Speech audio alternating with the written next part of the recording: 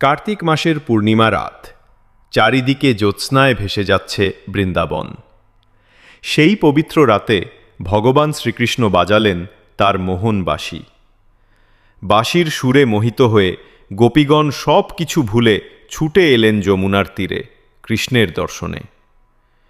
কৃষ্ণ তাদের প্রেম ও ভক্তিতে আপ্লুত হয়ে শুরু করলেন দিব্য রাসলীলা, যেখানে প্রত্যেক গোপীর পাশে ছিলেন এক কৃষ্ণ।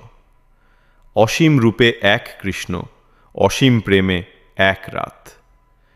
এই লীলাই ছিল ভক্তি ও ঈশ্বর প্রেমের চরম প্রকাশ।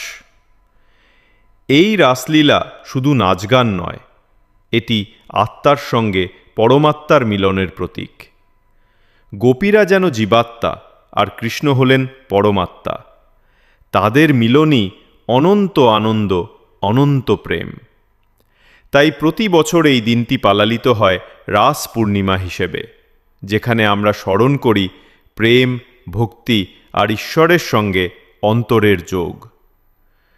রাসলীলার এই চাঁদনি রাত আজও মনে করিয়ে দেয়, যেখানে ভক্তি আছে সেখানেই কৃষ্ণ আছেন।